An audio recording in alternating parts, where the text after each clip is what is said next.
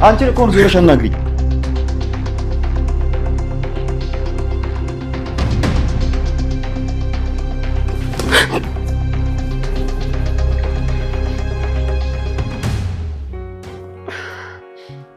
ላናግርሽ ነው የመጣሁት።